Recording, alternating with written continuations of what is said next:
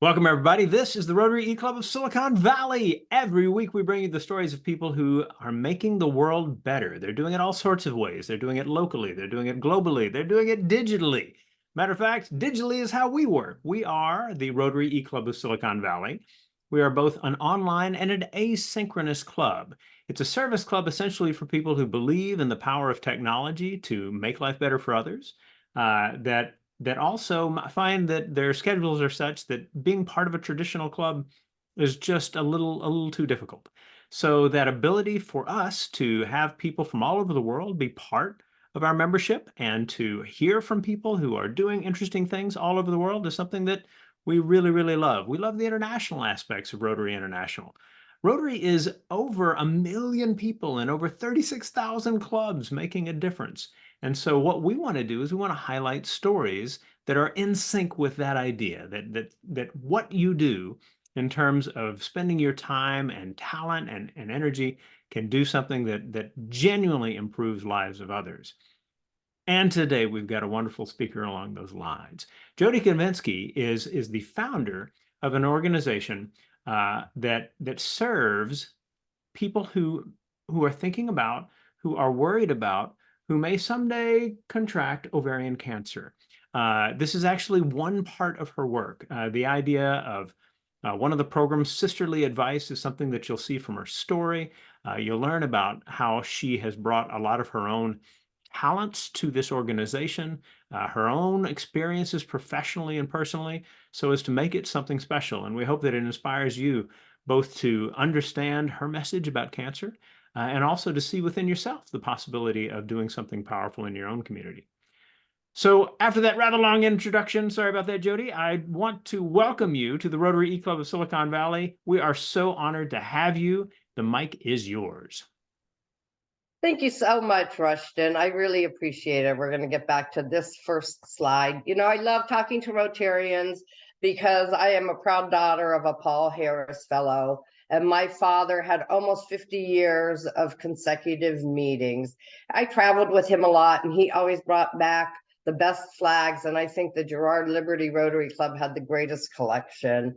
I also grew up learning the four-way test, which I think has encouraged me to take this path in life and to start Normalia Ovarian Cancer Initiative.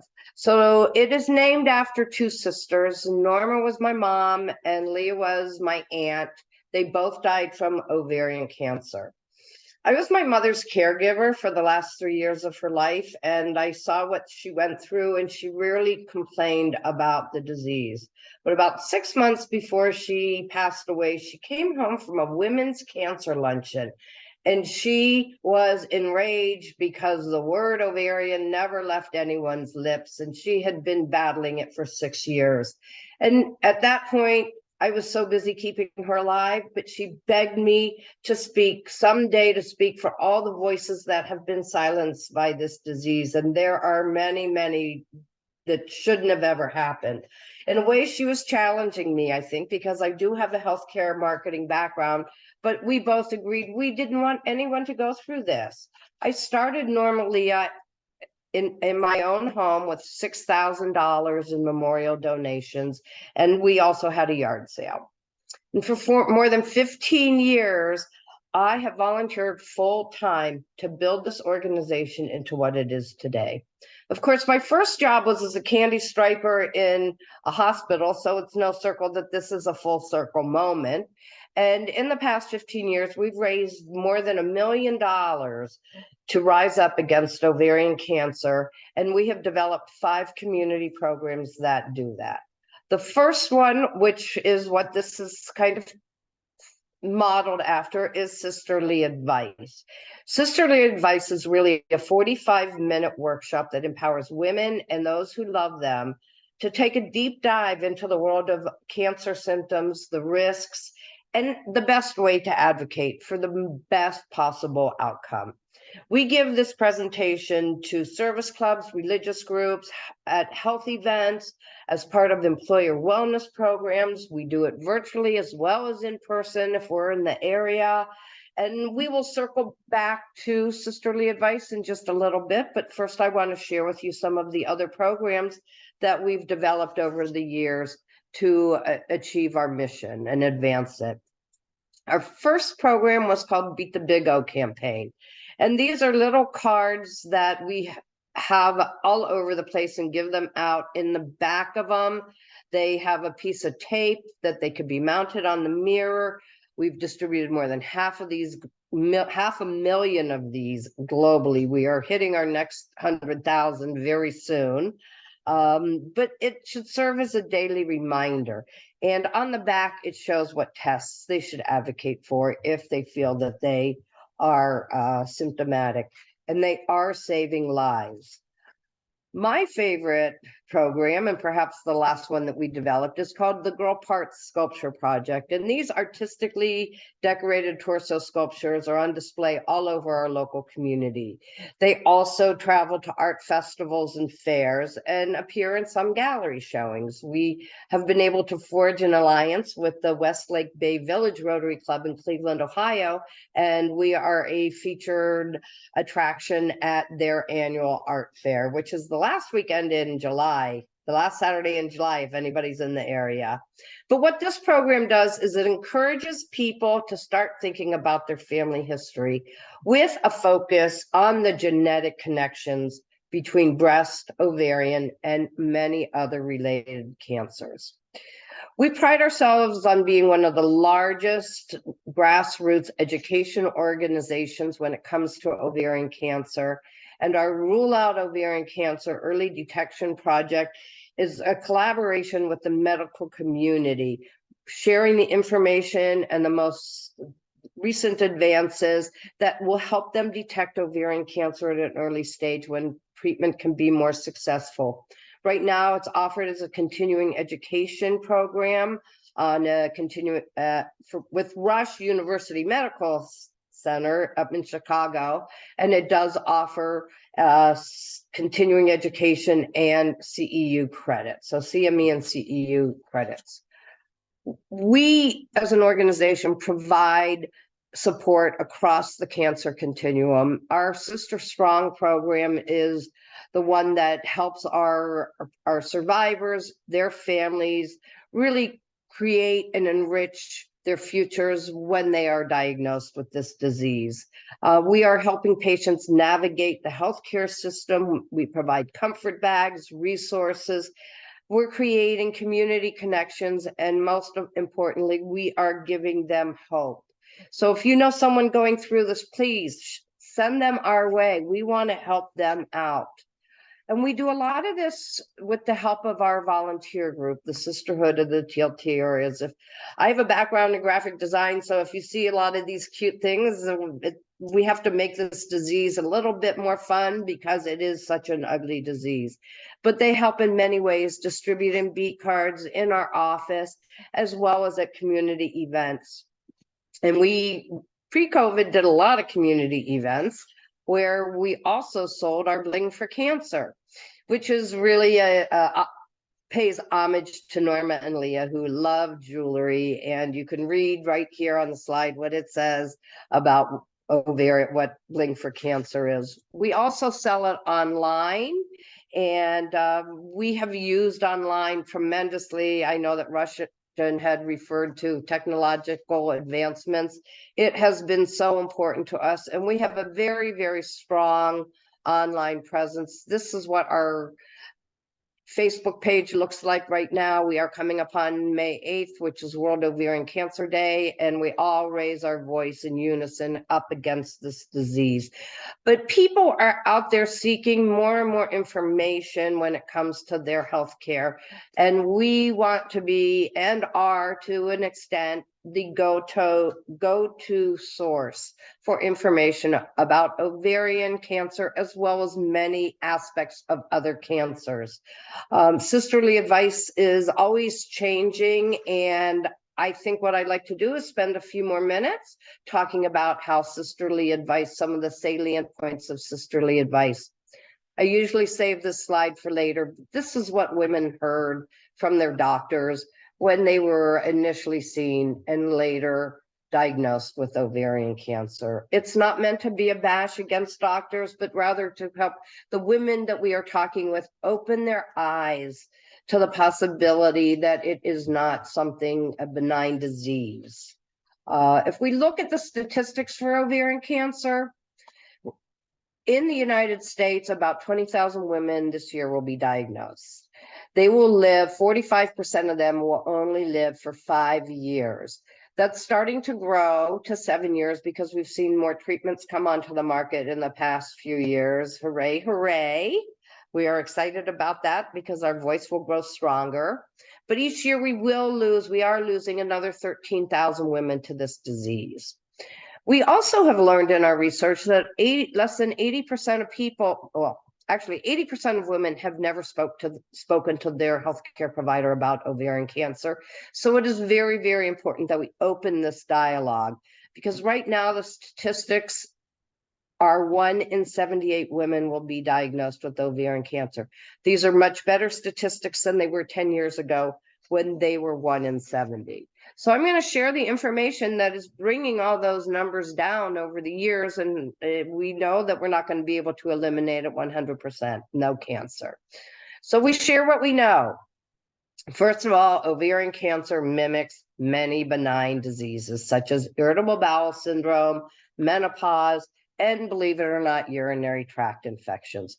So between our beat card and this presentation, when we're talking to women, if they see these patterns, they are able to say, hey, maybe I need to ask my doctor to rule out ovarian cancer.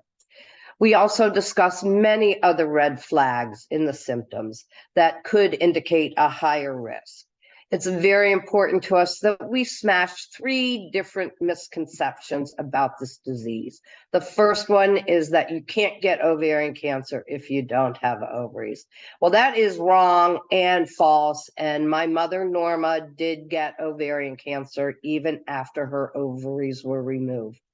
So we are trying to smash that misconception, along with the fact that it's an old lady's disease. It is not an old lady's disease. This is my friend Jodie, who beat ovarian cancer at age of 22.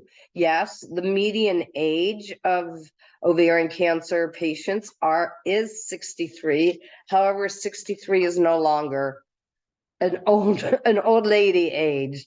Also, the third one is that a pap smear screens for ovarian cancer.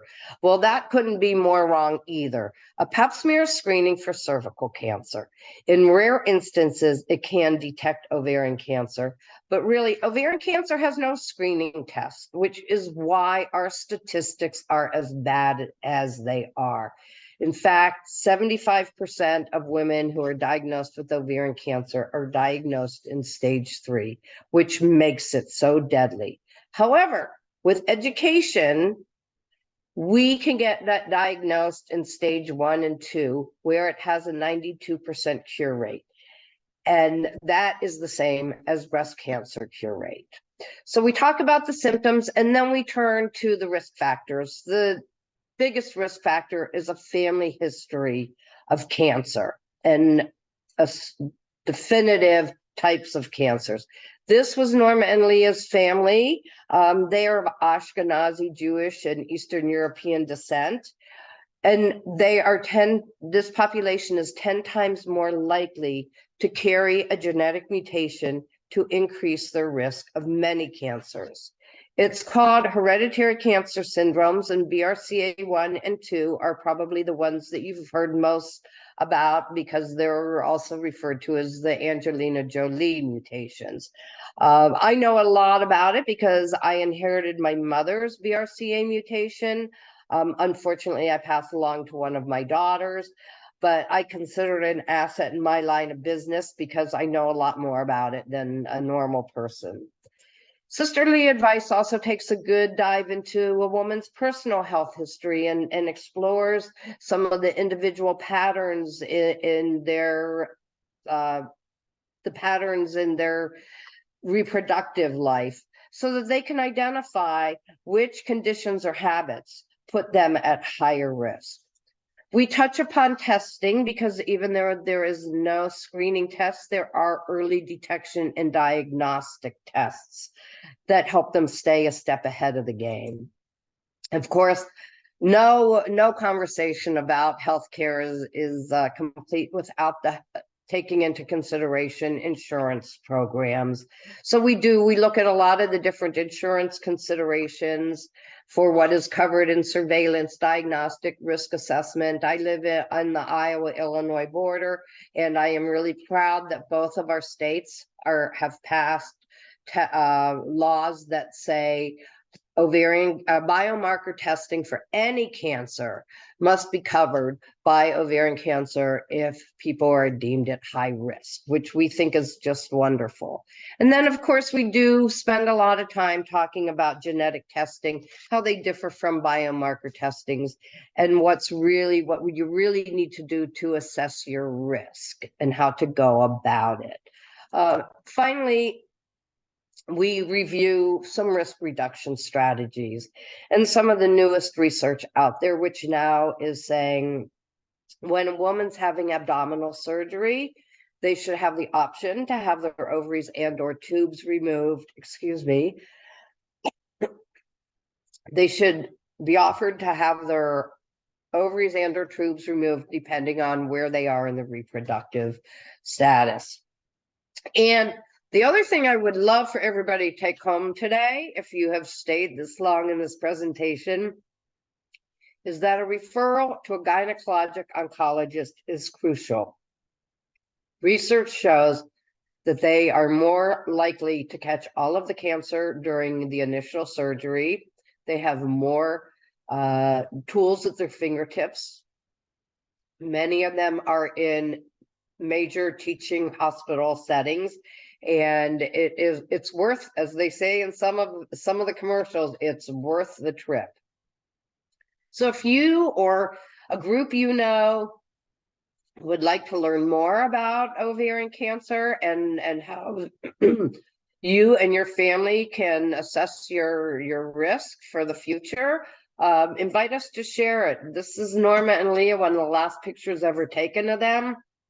And I know that sisterly advice and some of the information I have shared today is what they would have shared with you if you were here to listen, if they were here to tell you about it. So I thank you for spending this time with us, and I ask you to please help keep the conversation and help us save lives. Thank you so much for your time, and Rushton, back to you. Wonderful. Thank you, Jodie, so much. I'd like to quickly, because I want to get through as many questions as we'll be able to do, have the other members of our club who are on the call wave at the camera. Rory in Houston, thank you for joining us. And Shagrin in Walnut Creek, California, and brother of Jodie. Very cool to have you as well. Now, my name is Rushton. I'm in San Jose, California, and I have a long list of questions. Let's jump into these, get as many of them as we can. You talk about the difference between a screening test and a diagnostic test.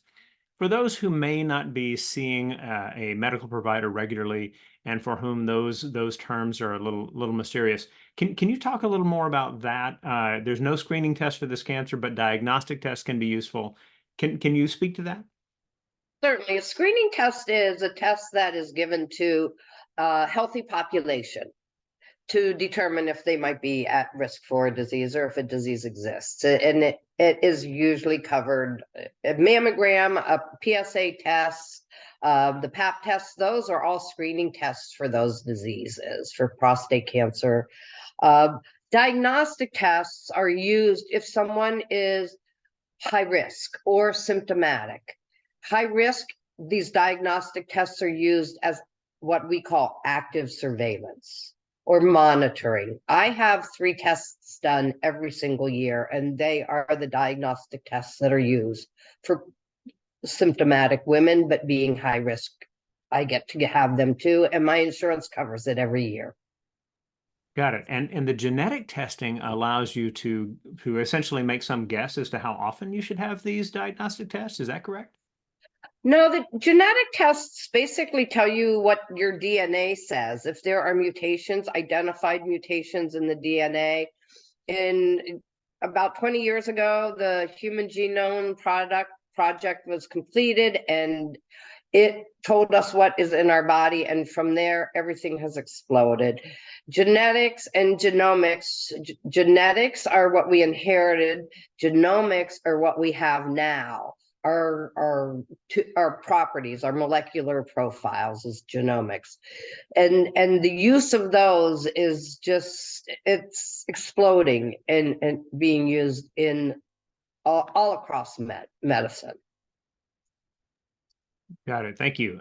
Now, you talk quite a bit about the misconceptions. One of them is that if you've had your ovaries removed, that misconception is that that means you can't get ovarian cancer, which is wrong. But there is a relationship between a lessened chance. And that's why you recommend that if people are already having a surgery, then they should have the option of electing to have ovaries or fallopian tubes removed. Is that right? Yes, a few years ago, they found that 90% of ovarian cancers actually originate in the fallopian tubes. And once we're done bearing children, we really don't need our fallopian tubes. And the logic behind that is every time we ovulate, that's the first place the ovum goes as it goes along its path, it goes to its final destination. And we like to keep the ovaries in the body for as long as possible. So depending on where a woman is in her reproductive cycle, they will decide to remove either the ovaries and the fallopian tubes, which is what I did. It reduced my chance of developing ovarian cancer from 40% to 3%, which is still twice as high as the average person. So it's an ever evolving field. Excellent. All right. So I'm going to shift to talking about your experience starting the organization and some of the elements of that. So you have done lots in the community, right? You're a board member of the Illinois Arts Council Agency. You're a sustaining member of the Junior League of the Quad Cities. You sit on the City of Rock Island Arts and Beautification Commission. You're really involved in the commissions, like in the programs going on in your community. Was that I would assume, but please let me know, a critical piece of being confident that you can start an organization like this and do something? Absolutely. I spent 7 years in junior league, and I said, that's really cool. I learned a lot. And my swan song, because of my love with the arts, my love of the arts, my swan song at junior league was bringing Hallmark Cards Kaleidoscope program to 10,000 children that were bussed into a parking lot at the mall to see this exhibit over a 30-day period. So it's always been in my blood. It's really wonderful when you get to take what you've learned all your life. You know, I always had an interest in healthcare. My daughter's a doctor. I raised a doctor, and I've always loved the arts. And this has given me the ability to use what I love and help other people. It also strikes me that a lot of the things you do are not just in the realm of professional marketers. I mean, you talked about how the one of the elements that got you going was a yard sale, right? And I'm assuming that you let everyone know that this is not just a yard sale. This is an opportunity to help start, an organization. You talk about having distributed over 500,000 of those cards, right? So talk a little bit about what, like, people who are working hard to do things in their community, whether it's to raise awareness about cancer or to do other things that contribute to improving the lives of others. What are the kinds of things they can draw on that for you are like, that's the low-hanging fruit of spreading awareness? Well, one of them is having a great support system, a great social network. And we were very fortunate because about 3 years after my mother passed away, we had a local newscaster who was also an afternoon talk show reveal that she had ovarian cancer, and she took her viewers along on the ride. And that has been very helpful for us, considering that we don't even have the type of specialist to treat this disease in our community. So it has taken a lot of diplomacy and perseverance and creativity to grow in the way that we've grown and be able to find the gaps that need to be filled. And that's why products are created, to fill a gap in the market. And being able to use what I know to do that has been really great. So my book will be up next. Excellent, excellent, excellent. Now, in terms of starting a nonprofit, would you have advice for people who might be inspired to do something similar? Well, like I said, it takes a lot of perseverance. It took us 3 years to get our 501c3, and but we really looked at what other organizations were doing, which is really important. And we saw that nobody else is really focusing on the education aspect. And that's how we decided to do it. We also felt that it was very, very important to make it a meaningful thing for survivors, and what were survivors able to do. And when 85% of them recur, and every other year they're in treatment, what's a really easy way for them to help us educate? And that's what these beat cards were able to do. And we have over 900 women across the country who use our programs. Well, one of the things that anyone watching this program will see is that by scrolling down a little bit on our Rotary page, SiliconValleyRotary.com, you'll find the links to follow to learn more about the Normalia.org site and all of the news and the programs they have going and the stories that are part of that and advice. A lot of really good information, including links also to their Facebook page and Instagram page. Feel free to give that a look. You might also be listening to our podcast. So we're very proud of getting these things out as audio stories as well. And you'll find on the description page for that the same links. You can always find us at rotary.cool. And just as a last question, Jodie, you talked a little bit about a program happening the last weekend in July in the local area. Describe the local area and where people might go for that. So that takes place in Cleveland, Ohio. Our family grew up in Eastern Ohio. We were in Youngstown, and we keep I try and keep connections to that because it is a bigger community. But it's the West Lake. It's West Lake Bay Village Rotary Club in Cleveland, Ohio, and it takes place on the last Saturday in July. It's their art fair. And it is at the Bay Village Library right up there by the lake. And they'll be there with about 6 or 8 of our torso sculptures. So stop in and see us and say you saw me here. Absolutely, and I hope that folks watching this recording will be excited not just to learn about what happens with Normalia, but also about that Rotary Club. You know, you might find that there is a group right there in Ohio that you've been needing to join. There you go. So with that, I'm going to wind things down, and Jodie, I'll hand it back to you in a second for the final word. But for all of you who've taken time to watch this video or listen to this podcast, we thank you for taking your time to do so. We believe that stories inspire, and that the kinds of people we're able to connect as an online and an asynchronous Rotary Club pretty much get us right into the forefront of what's possible in terms of inspiring others. And we're excited about that. So thank you. If you are on our webpage at SiliconValleyRotary.com, more easily found via Rotary.cool, then by all means, let us know you were here. There is an attendance form, and that will allow you to get an email that you can pass along to your club secretary if you're a Rotarian wanting to show folks in your club that you attended one of our meetings. And at the bottom, you'll find our discussion forum. Discuss, DISQUS. Leave your thoughts. Maybe you have a story about someone that you know and who managed to find out early enough and get that cancer cured, right? I mean, or at least under control.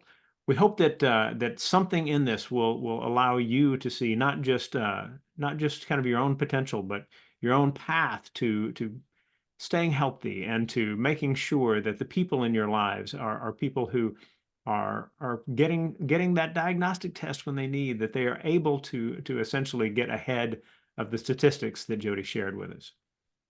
Before we finish, we always like to hand it over to the speaker for the final word. Jodie, as someone finishes this recording, what would you like them to have clear in mind? our healthcare system is so big and so confusing, and we have to be our own best advocate. We need to do our research. We need to get our doctors to be a partner in better health. And that is how we are going to survive with any type of chronic illness. And we already know that with many other types. Let's move it on into cancer, because we are not curing cancer, but we are helping people live longer with the disease. Amen. Thank you, Jodie, and thank you, everyone. We will see you next week.